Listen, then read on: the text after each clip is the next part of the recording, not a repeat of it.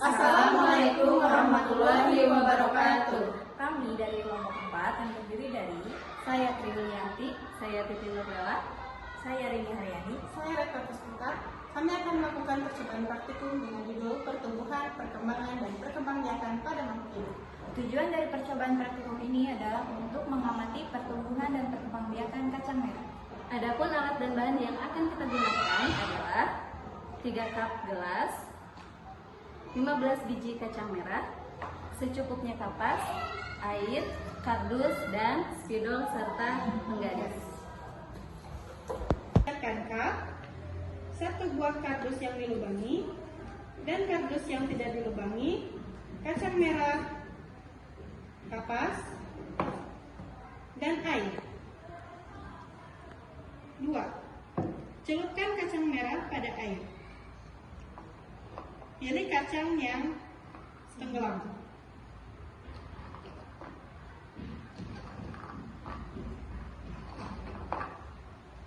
Ketiga, basahi kapas, lalu peras sedikit airnya, kemudian masukkan pada cup gelas plastik.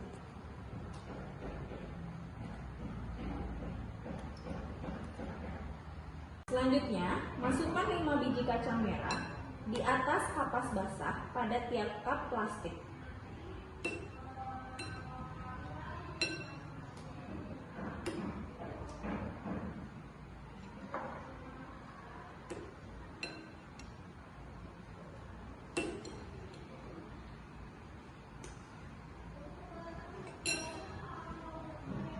Lalu, cup plastik A dimasukkan pada kardus tertutup.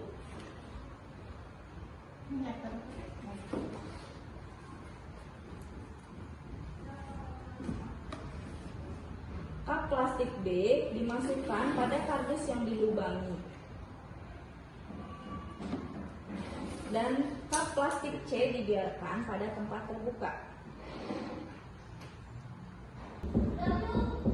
Langkah selanjutnya adalah kami akan mengukur pertumbuhan kacang merah pada pagi hari setiap pukul 8 yang dilakukan selama 5 hari.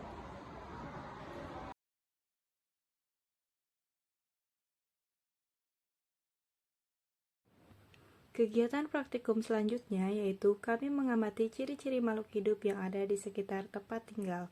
Langkah yang kami lakukan adalah kami menuju ke lingkungan tempat kami melakukan praktikum.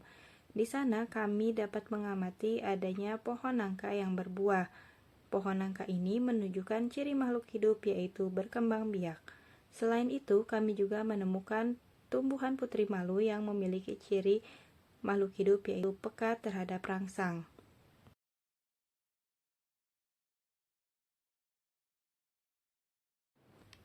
Ciri makhluk hidup lainnya yang dapat kami amati adalah bernapas. Dapat dilihat dengan jelas bahwa ikan membuka dan menutup mulutnya di dalam air sebagai bentuk kegiatan untuk memperoleh oksigen dengan cara bernapas. Dan praktikum selanjutnya, kami akan mengidentifikasi tumbuhan yang mengalami perkembangbiakan secara vegetatif alami. Alat dan bahan yang diperlukan, yang pertama alat tulis, yang kedua tabel pengamatan, dan yang ketiga lingkungan sekitar. Mari kita ke lingkungan sekitar. Yang pertama adalah tumbuhan pisang. Seperti yang bisa kita lihat di belakang, tumbuhan pisang ini berkembang biak secara vegetatif alami menggunakan tunas. Selanjutnya, di belakang saya terdapat pohon mangga. Seperti yang sudah kita ketahui bahwa pohon mangga berkembang biak dengan cara generatif. Assalamualaikum warahmatullahi wabarakatuh. Saya akan memperkenalkan salah satu tumbuhan yang berkembang biak secara vegetatif alami, yaitu tanaman tanduk rusa dengan menggunakan spora. Terima kasih. Ini adalah pohon singkong. Pohon singkong ini adalah salah satu contoh tanaman yang berkembang biak secara umbi akar. Praktikum selanjutnya yaitu mengamati struktur bunga. Adapun prosedur percobaan yang kami lakukan yaitu kami menyiapkan alat tulis, tabel pengamatan, dan menuju ke lingkungan sekitar. Lalu, cari tumbuhan atau tanaman yang memiliki bunga yang berukuran besar, lalu petik bunga dan kemudian perhatikan bagian luar bunga.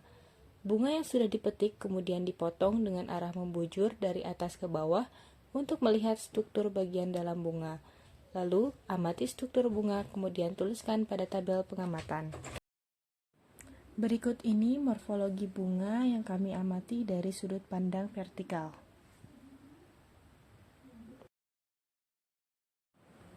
Dan berikut ini adalah morfologi dari bunga yang diamati dari arah horizontal. Berdasarkan hasil pengamatan, dapat disimpulkan bahwa bunga yang kami amati merupakan bunga yang termasuk tidak lengkap. Hal ini dapat dilihat dari struktur morfologi bunga yang hanya memiliki struktur bunga yang terdiri dari tangkai bunga, dasar bunga, mahkota bunga, dan benang sari sebagai alat kelamin jantannya. Berbeda dengan pengamatan tidak langsung terhadap bunga sepatu yang merupakan bunga lengkap, di mana pada bunga kembang sepatu terdapat putik dan benang sari yang berdekatan di bagian satu titik bunga yang merupakan ciri dari struktur morfologi bunga yang lengkap.